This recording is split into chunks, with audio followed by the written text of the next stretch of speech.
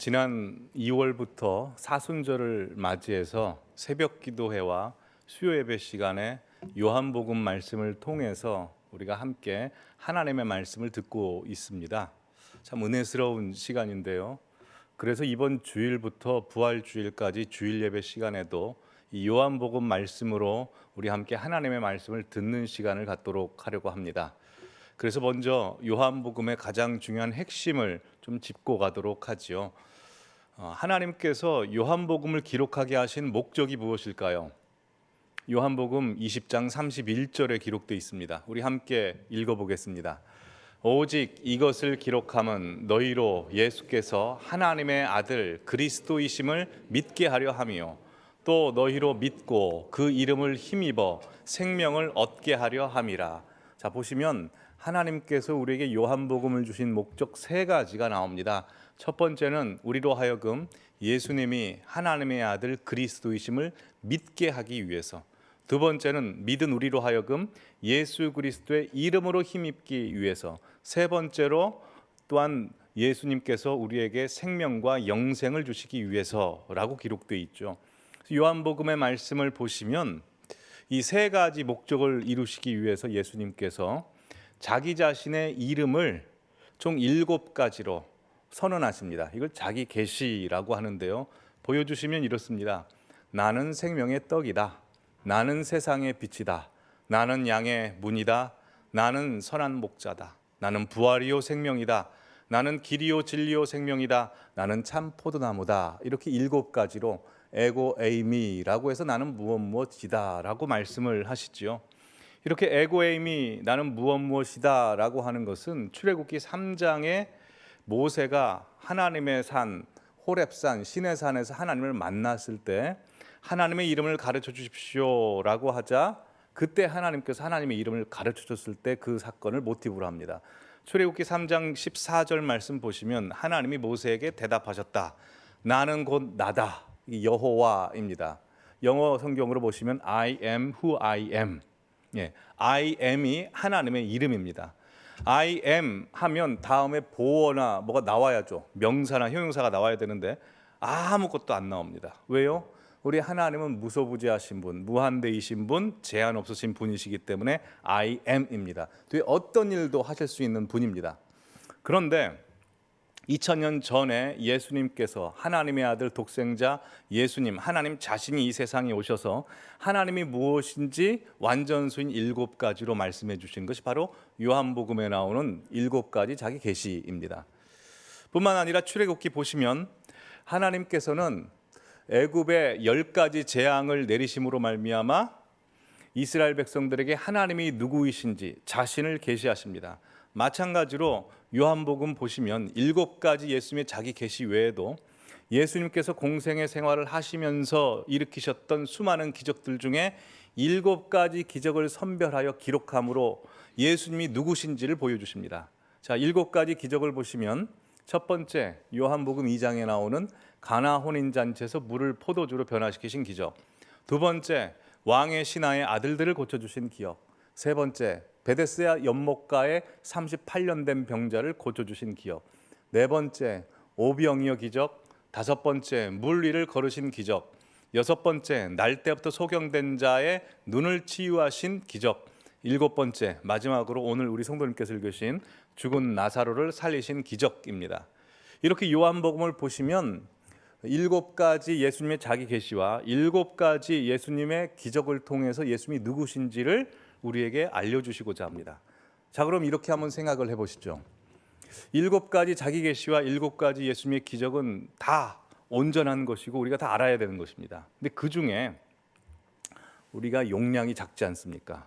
7가지를 다 소화해낼 수 있는 용량이 없는데, 그렇다면 예수님께서 생각하실 때 이 7가지 자기 계시와 7가지 기적 중에 우리가 반드시 알았으면 하는, 반드시 우리가 알아야만 한다고 예수님께서 여기시는 것, 애타게 여기시는 게 무엇이라고 생각하십니까?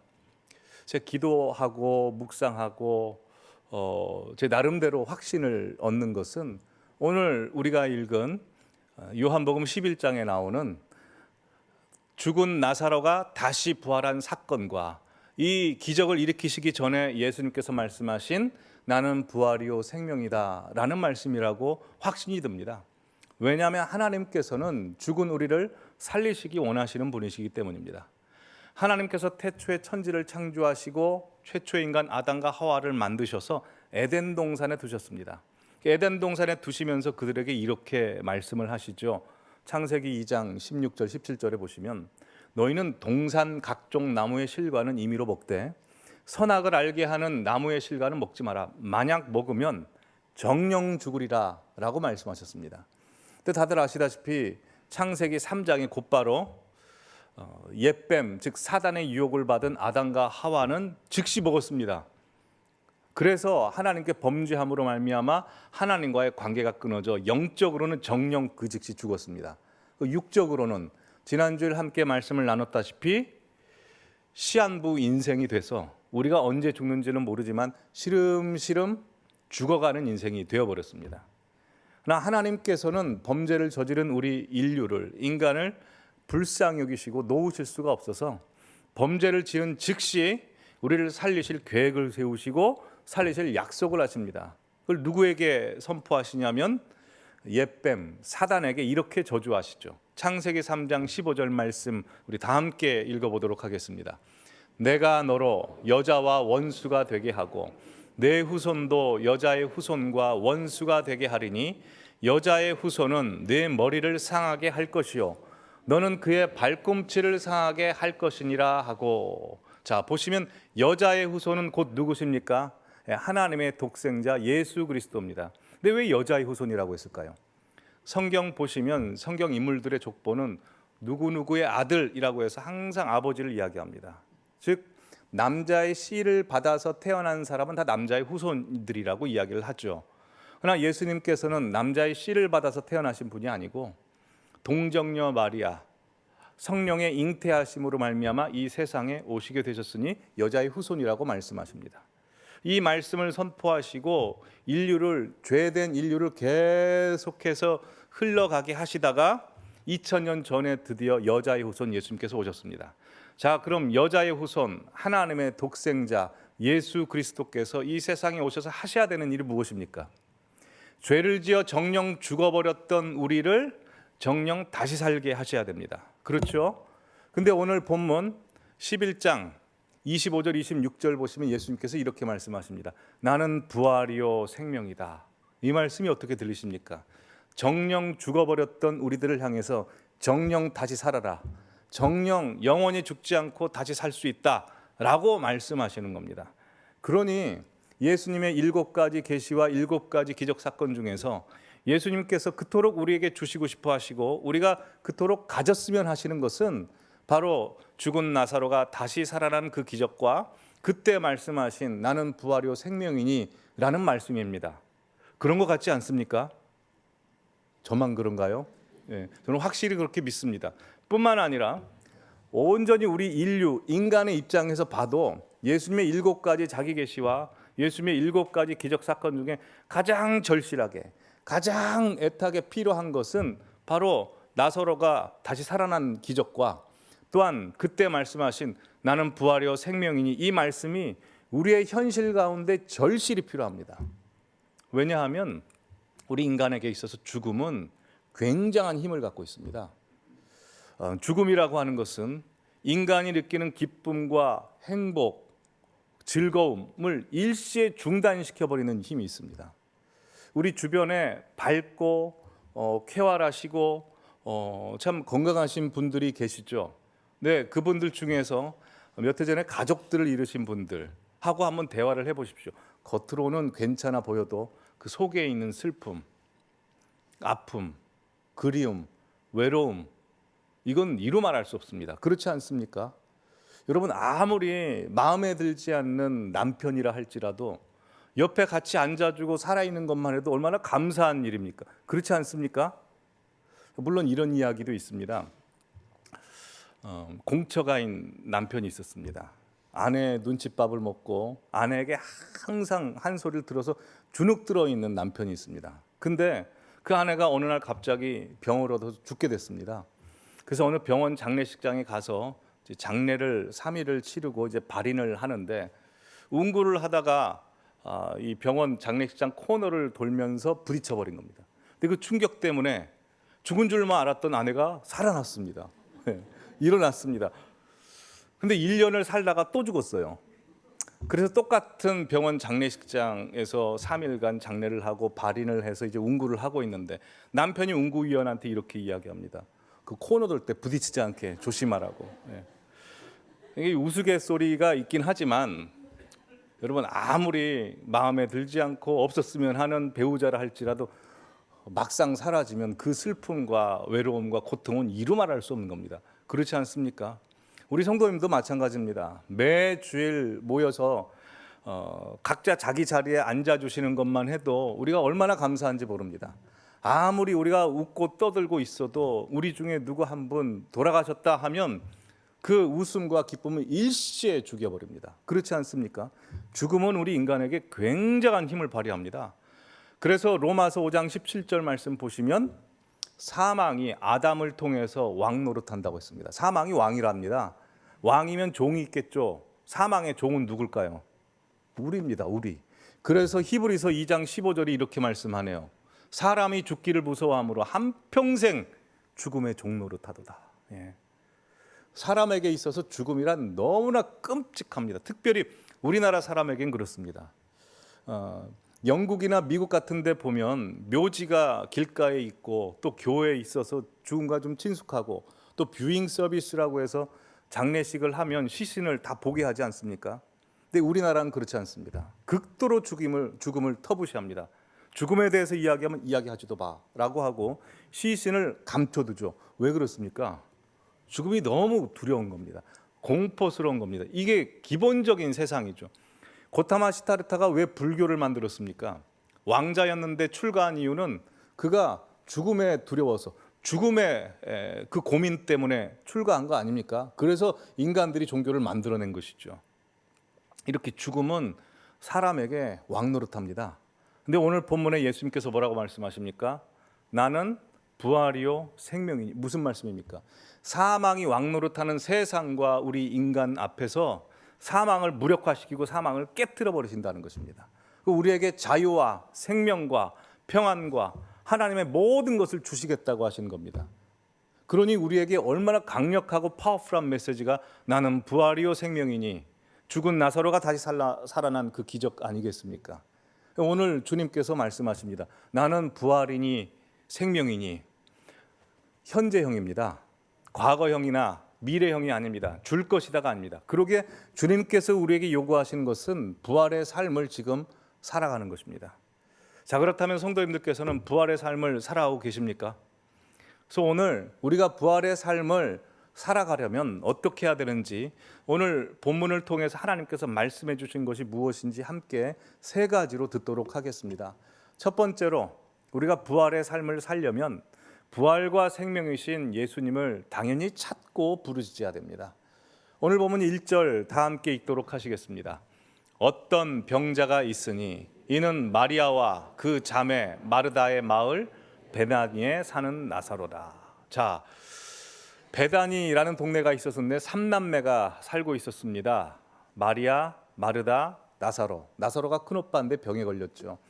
근데 이 베다니라는 동네 이름이 의미심장합니다. 이 베다니라는 이름 뜻은 무화과의 집이란 뜻도 있지만 고통의 집, 슬픔의 집, 가난한 자의 집입니다. 근데 이 베다니만 고통과 슬픔의 집이 아니고 곰곰이 생각해 보면 지금 우리가 살고 있는 지구촌 곳곳도 다 이 베다니처럼 고통과 아픔과 가난의 집입니다. 전 세계가 전쟁과 기근과 슬픔과 절망과 병과 죽음의 소식들로 몸살을 앓고 있죠. 사진을 준비했습니다. 보시면 몇 년 전에 있었던 러시아와 우크라이나 전쟁 중에 우크라이나의 한 마을입니다. 폭격을 맞아서 총을 맞아 사람이 죽어 있고 또 건물 잔해 속에서 어떤 여성이 울고 있습니다. 몇 년 전, 2년 전 사진입니다. 다음 사진 보시면 아프리카 난민들입니다. 엄마에게 아이에게 줄 젖이 없어서 아이가 영양실조 걸렸습니다. 엄마도 영양실조 걸렸죠. 가까운 북한도 이렇습니다. 다들 아시다시피 이 북한의 아이들 기아로 허덕이고 있습니다. 힘들어하고 있습니다. 우리가 사는 이 지구촌 곳곳이 전쟁과 기근과 가난, 슬픔, 눈물의 땅 베다니이죠. 성도님들의 현실은 어떻습니까? 우리는 저렇지는 않아서 자유로운 대한민국에 살고 있기 때문에 저런 현실은 살지 않아서 우리의 삶은 아니라고 생각할지 모르지만 성도님들의 내면을 보십시오. 우리들에게 닥친 여러 가지 문제, 정신적인 어려움들, 현실, 막막함 생각해 보면 우리의 현실도 다 베다니입니다. 5절 말씀 보니 이런 말씀이 있습니다. 예수께서 본래 마르다와 그 동생과 나사로를 사랑하시더니. 사랑하시는 자에게도 병이 생길 수 있네요. 사랑하시는 자의 가정에도 문제가 생길 수 있고 사랑하시는 자의 가족 중에도 누가 죽을 수 있네요. 이게 우리의 현실입니다. 이 베다니 같은 현실에서 우리가 뭐 해야 될까요? 당연히 죽음을 깨치신 부활이시고 생명이신 예수님을 찾고 부르짖어야죠. 그래서 3절 말씀 다 함께 읽겠습니다. 이에 그 누이들이 예수께 사람을 보내어 이르되 주여 보시옵소서 사랑하시는 자가 병들었나이다. 예, 우리가 주님 앞에 해야 될 것은 죽음 가운데 가난 가운데는 우리가 부활이고 생명이신 주님을 부르짖어야 됩니다. 작년 새벽 기도의 시간에도 말씀드렸지만 우리가 하나님 앞에 기도할 때 하나님 주십시오 주십시오 라고 기도하는데 다시 3절 보여주시면 이런 기도도 있습니다. 하나님 나를 좀 봐주세요.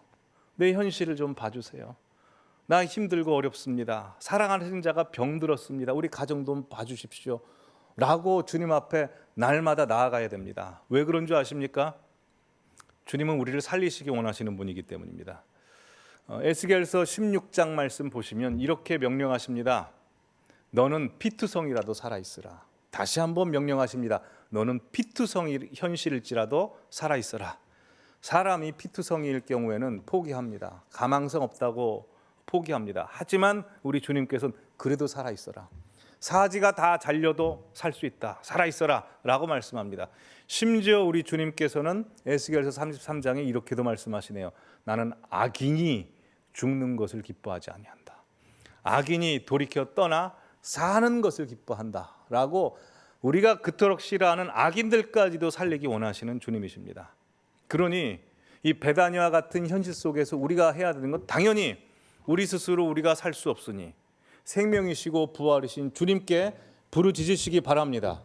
생명이시고 부활이신 주님이 계시는데 부르짖고 찾지 않는다면 그거는 정말 미련한 거 아닙니까? 항상 부르짖고 찾으시는 모든 성도님들 되시기 바랍니다. 두 번째로 부활의 삶을 살기 위해서는 하나님께서 내 인생과 내 믿음을 주도하신다는 것을 확실히 믿어야 합니다. 자, 오늘 본문을 쭉 읽다 보면 문제가 하나 생깁니다. 베다니와 같은 현실 속에 사는 마르다와 마리아가 자기 오빠 나사로를 위해서 예수님을 찾았습니다. 빨리 와달라고 찾았는데 긴급한 요청에도 불구하고 예수님께서 사흘을 늦게 오십니다. 그래서 17절 말씀 보시면 예수님께서 베다니에 도착하시니까 이미 나사로가 죽은 지 나흘이 지나버렸습니다. 이 베다니에 왔을 때 마르다가 예수님을 맞이하는데 이렇게 고백을 하죠. 마르다가 예수께 여짜오되 주께서 여기 계셨더라면 내 오라버니가 죽지 아니하였겠나이다. 이 마르다의 말 속에 예수님을 향한 원망, 서운함이 다 서려 있지 않습니까? 근데 예수님께서 사흘을 늦게 가신 목적이 있으십니다. 아까 전에 마르다와 마리아가 예수님을 찾았죠. 그때 예수님께서 이렇게 말씀하십니다. 4절 말씀 보시면 예수께서 들으시고 이르시되 이 병은 죽을 병이 아니라 하나님의 영광을 위하며 하나님의 아들이 이로 말미암아 영광을 받게 하려 함이라. 이렇게 말씀하시고 나사로가 죽었습니다. 그 14절에 예수님께서 나사로가 죽었다라고 말씀하시고 15절에 이렇게 말씀하시네요. 내가 거기 있지 아니한 것을 너희를 위하여 기뻐하노니 이는 너희로 믿게 하려 함이라. 예, 이 말씀이 무슨 말씀입니까? 예수님께서 사랑하시는 자들에게 믿음을 갖게 하시려고 일부러 늦게 가셨고 나사로가 죽도록 그냥 놔두셨다는 것입니다. 이것을 통해서 우리가 알아야 되는 것이 있습니다. 하나님께서는 우리가 믿음을 갖게 하시기 위해서 때로는 우리에게 고통으로, 병으로, 막막한 현실로, 문제로, 사랑하는 이의 죽음으로 우리를 내모실 수도 있다는 겁니다. 사도행전 7장에 보시면 스데반이 유대인들을 대상으로 설교를 하는데 설교 서두에 아브라함 이야기를 합니다. 보여주시면 2절에 스데반이 이르되 여러분 부형들이여 들으소서 우리 조상 아브라함이 하란에 있기 전 메소포타미아에 있을 때 영광의 하나님이 그에게 보여 이르시되 내 고향과 친척을 떠나 내가 내게 보일 땅으로 가라 하셨습니다. 그래서 아브라함은 다들 아시다시피 그의 아비 데라와 그의 아내 사라와 또한 그의 조카 롯을 데리고 하나님께서 보여주시겠다고 하는 땅으로 갑니다. 가다가 4절에 보시면 4절 중반부에 하란에 거해버립니다. 여기서 거하다는 건 정착하려고 했다라는 뜻입니다. 왜냐하면 하란이란 땅은 티그리스 강, 유프라데스 강 사이에 있어서 땅이 비옥했거든요. 아브라함과 데라와 가족들이 보고 야 여기면 살겠다 해서 거기서 살려고 했습니다. 근데 그 이후에 무슨 일이 벌어집니까? 그 아비가 죽어버립니다. 하나님이 데려가십니다. 왜요? 하나님께서 아브라함으로 하여금 사람 의지하지 말라고, 보이는 세상 의지하지 말라고, 말씀 의지하고 하나님만 믿으라고 그 아버지 데라를 데려가십니다. 그래서 아브라함은 하나님이 인도하시는 땅으로 가는 것입니다. 하나님 그러실 수 있습니다. 근데 공교롭게도요, 이 설교를 누가 했다고 했죠? 스데반이 했죠. 스데반이 이 설교를 하고 순교당합니다. 스데반이 죽습니다. 왜 돌 맞아 순교한 줄 아십니까? 사도행전 7장 58절 말씀. 스데반이 성 밖으로 내치고 돌로 칠세 증인들이 옷을 벗어 사울이라 하는 청년의 발 앞에 두니라. 왜요? 스데반 역시 바울에게 믿음을 선사하기 위해서, 바울에게 사명을 주시기 위해서 하나님께서는 스데반의 영혼을 받으시는 것입니다. 여러분 이걸 통해서 우리가 분명히 알아야 되는 게 있습니다. 지금 성도님께서 가지고 있는 믿음은 내가 생각하는 것보다 훨씬 더 크다는 겁니다. 우리가 살고 죽는 문제보다 훨씬 더 중요한 것이 믿음이라는 겁니다. 그래서 하나님께서는 때로는 우리를 고통 가운데 또한 사랑하는 이와의 이별로 어려움으로 해서 믿음을 갖게 하십니다. 실제로 우리 주변에도 그런 어려움들을 겪음으로 말미암아 믿음을 갖게 되신 분들이 계시죠. 하나님은 사랑하시는 자에게 믿음을 주시기 위해서 그런 일도 주십니다. 물론 그런 일을 당하면 너무나 괴롭고 고통스럽지요. 거기서 끝 아닙니다. 우리 인생과 믿음을 주님께서 주도하시사 승리로, 감사로, 영광으로, 행복으로 인도하시는 분이십니다. 자, 우리는 감사하게도 죽은 나사로의 운명을 알고 있습니다. 죽은 나사로를 예수님께서 다시 살리십니다. 살리셔서 어떤 일이 벌어진 줄 아십니까?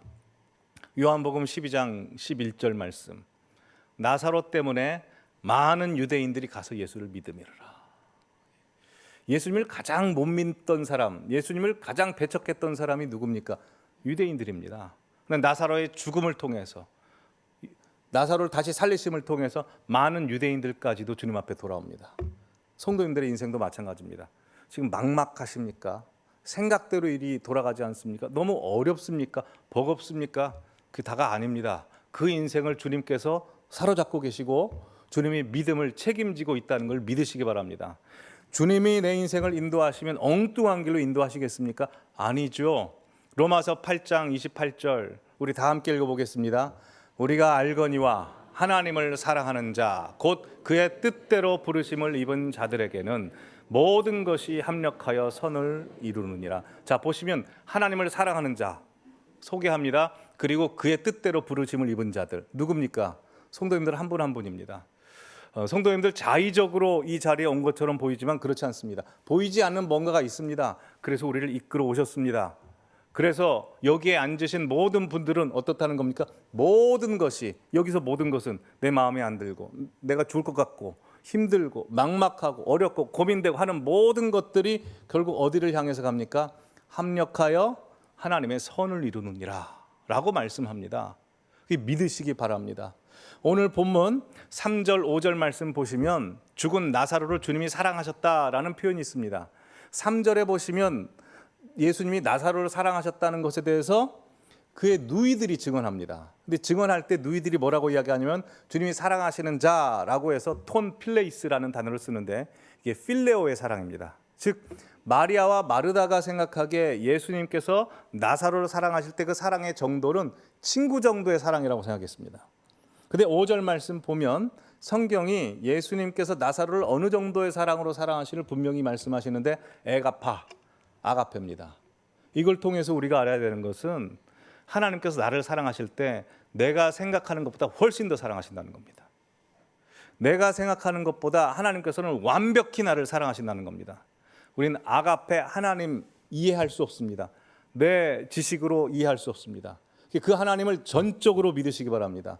그 하나님이 성도님들을 사랑하시고 전지전능하신 무한대이신 하나님이시라면 지금 내 눈에는 너무나 절망이고 아픔에도 불구하고 그냥 엉뚱한 길로 인도하시지 않는다는 거죠. 최고의 길, 나에게 가장 맞는 길로 인도하신다는 겁니다. 그러기에 성도님들의 인생과 성도님들의 믿음을 내가 아니라 주님이 주인이 되셔서 주도하고 계시다는 것을 믿으시는 성도님들 되시기를 바랍니다. 마지막 세 번째, 가장 중요합니다. 우리가 부활의 삶을 살기 위해서는 부활을 현재형으로 사시기 바랍니다. 오늘 본문을 보시면 이 마르다의 믿음의 시제가 나옵니다. 21절에 마르다가 예수님께 이렇게 고백하죠. 주께서 여기 계셨더라면 내 오라버니가 죽지 아니하였겠나이다. 자, 마르다의 믿음이 과거형입니까? 현재형입니까? 미래형입니까? 마르다가 생각하는 살리시는 부활이 과거형입니까? 현재형입니까? 미래형입니까? 과거형이죠. 근데 22절에 보시면 마르다가 이어서 이렇게 말합니다. 그러나 나는 이제라도 주께서 무엇이든지 하나님께 구하시는 것을 하나님이 주실 줄 아나이다 라고 해서 이게 지금 현재형인지 미래형인지 애매모호합니다. 근데 그 다음 대화를 보면 마르다의 믿음이 어디를 향하고 있는지를 압니다. 예수님께서 23절에 네 오라비가 다시 살아날 것이다 라고 선언하시고 마르다가 24절에 이렇게 이야기합니다. 마지막 날 부활 때는 다시 살아날 줄을 내가 아나이다.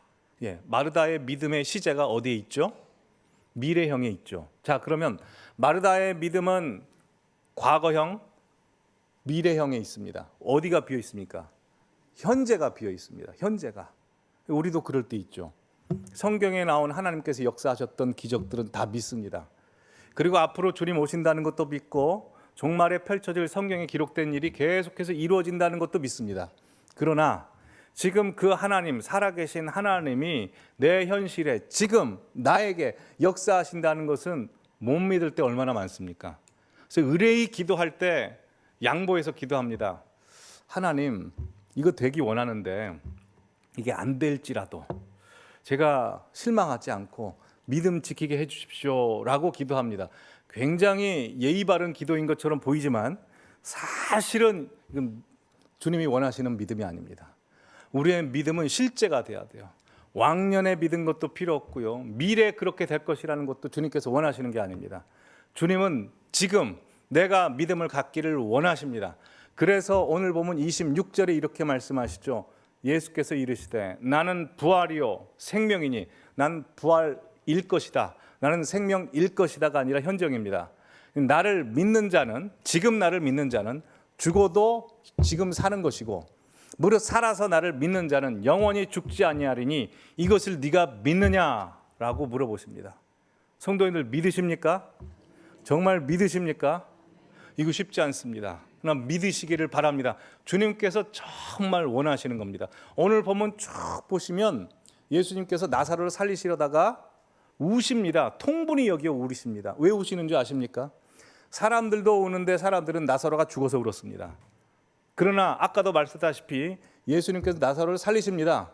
그럼에도 불구하고 살리실 걸 알지만 웁니다. 왜 우십니까? 우리가 안 믿어서 웁니다. 안 믿어서, 사람들이 안 믿어서. 이런 찬양이 있습니다.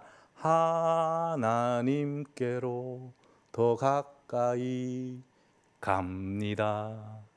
고통 가운데 계신 주님. 하나님께로 갔는데 왜 고통 가운데 계실까요?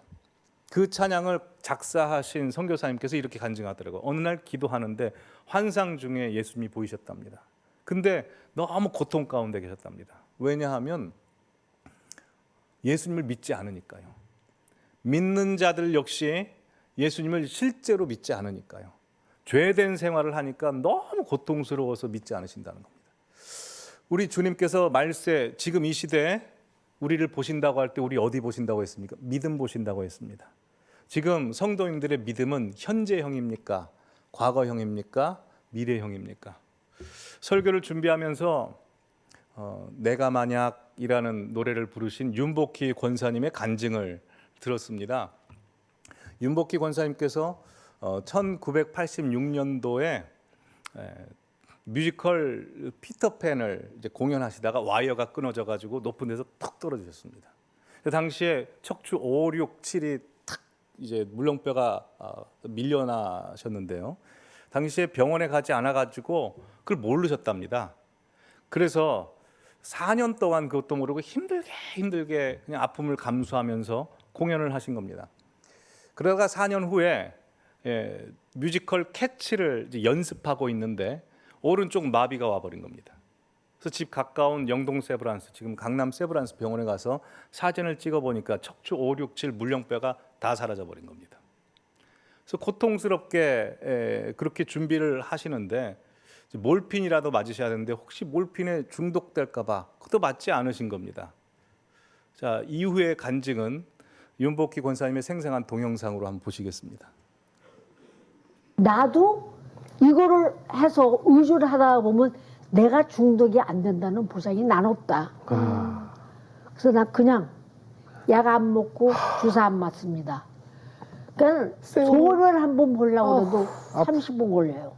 통증은 계속 느껴지고. 무지무지하게 아프죠. 얼마나 아플까. 그러니까 5, 6, 7 세 개의 척추 사이에 그 물렁뼈가 내려앉아 버렸는데 이걸 못 쓰니까 근데 이제 4년째 되는 날 제가 그때 응접실에 누워서 바닥에 누워갖고 죽은 나사로도 살리는데 내가 혼자 가는 얘기야. 혼자 얘기를 했어요. 죽은 나사로도 살리는데 여기까지 물렁뼈 한두 개쯤이야 뭐 혼자 괜히 그랬어. 그러니까 예수님 나사로도 살리잖아요. 물렁뼈 같은 거는 무섭거든. 난 그러고 잤어. 혼자 그렇게 중얼거리다가 잤어요. 그래가지고 자가지고서는 눈을 떴는데 아침이야. 그래서 응접실에 내가 그냥 누워 있더라고요. 그래서 목이 말라. 그래서 이제 저기 책상 위에 있는 이제 그 주전자를 이렇게 해가지고 들어가지고서 물을 따랐어. 갑자기 오른손으로 내가 따르고 있는 거야. 4년 동안 못 쓰던 손인데, 그러는데 순간적으로 이 아내가 오른쪽이 아내가 막 가렵기 시작하는데 따가운 거야. 바깥이 가려우면 긁기라도 하지. 안이 가려우니까는 긁지도 못하죠. 응접실에 팍 이러면서 막 뛰었어. 그 물림으로 이제 그 가려운 거 없애려고. 몇 시간을 뛰었어요. 이게 다 살아났다. 신경이. 그래가지고 옆에 영동 세브란스로 뛰어갔어요. 가가지고서 엑스레이 찍으라고 MRI 찍. 다 살아났어. 물렁뼈. 3, 4, 5번 다 살아났어. 그 의사분이 너무 놀라셨겠는데요? 이거 무슨 얘기야? 다 살아났어. 아무렇지도 않아. 하나님의 기적이는 아무 치료 없이 약도 안 먹고 주사도 안 맞고. 내가 한 얘기는 나사로도 살릴 수 그 믿음이 물렁뼈 가지고 몇 믿음이 개쯤. 살리셨네요. 그러고 그냥 나는 기절한 거예요. 그런데 이제 그거를 들으신 거죠. 글쎄요. 나사로 살렸는데 내가 네 물렁뼈 못 살리겠니? 기적 같은 삶을 사셨네요. 여러분, 의학적으로 물렁뼈가 사라진 물렁뼈가 다시 살아날 수 있습니까? 그럴 수 없죠. 그러나 사람을 만드신 분이라면 그까짓 거 하나 살리는 거 못하겠습니까? 자연 법칙을 만드신 분이라면 자연 법칙도 깨실 수 있는 분이십니다. 그분이 윤복희 권사님만의 하나님이십니까? 아니죠. 지금 이 자리에 앉아 있는 성도님들의 하나님이시고 예수님이십니다. 예수님 안에는 부활과 생명이 있으십니다. 근데 예수님이 내 안에 계시면 예수님 안에 있는 부활과 생명이 누구의 부활과 생명이 됩니까? 나의 부활과 생명이 되죠. 그러니 성도님들의 현실 가운데도 이런 말씀 자주 중얼거리십시오. 나사로도 살리셨는데 이까짓 건 뭐 하나. 그렇게 중얼중얼 거리시고 선포하시기 바랍니다. 주님께서 역사하실 줄 믿습니다. 믿음이 현재에 있어야 됩니다. 마태복음 16장에 보시면 예수님께서 베드로에게 천국 열쇠를 주신다고 했습니다. 여러분, 베드로에게만 천국 열쇠를 주신 게 아니라 지금 우리에게도 천국 열쇠가 있습니다. 다 갖고 계시는데요, 성도님들 가운데 천국 열쇠는 받았지만 천국을 안 여는 분들이 있어요. 천국 열쇠를 여십시오. 열어야 천국에 있는 사랑과 주님의 능력과 평안이 들어오죠. 누가복음 15장에서도 주님께서 말씀하셨습니다. 하나님의 나라 천국이 여기 있다 저기 있다고도 못하리니 천국은 어디에 있다고 합니까? 내 안에 있어야죠. 다 예수님 믿으신 분은 온 우주 만물보다 크신 천국이 우리 안에 있는 것입니다. 그러면 감추고 있으면 안 되죠. 보여져야죠. 성도님들 안에서 현실에서 그 천국이 보여지기를 바랍니다. 과거의 믿음뿐만 아니라 앞으로 있을 미래의 믿음뿐만 아니라 현재의 믿음을 가지고 살아가시는 분들 되시길 바랍니다. 그래서 이번 고난주간에 새벽 기도의 주제를 이렇게 만들었습니다. 요한이 증거하는 승리의 고난. 우리의 현실이 고통스럽고 아픔이고 죽음과 같은 배단위와 같은 현실이라 할지라도 이미 주님이 승리하신 현실이기 때문에 그렇습니다. 믿음으로 그렇게 살아내시기를 바랍니다. 오늘 말씀 세 가지 정리합니다. 이미 부활이시고 생명이신 주님이 우리에게 있습니다. 부활이시고 생명이신 주님이 주시는 부활의 삶을 살려면 첫 번째로 부활과 생명이신 예수님을 찾고 부르짖으십시오. 두 번째로 내 인생과 내 믿음을 주님께서 잡고 주도하고 계시다는 것을 믿고 천국의 감사와 기쁨이 나오시기를 바랍니다. 세 번째로 부활을 과거나 미래가 아닌 지금 현재형으로 사십시오. 성도님들 안에 부활과 천국과 생명이 있습니다. 기도하겠습니다.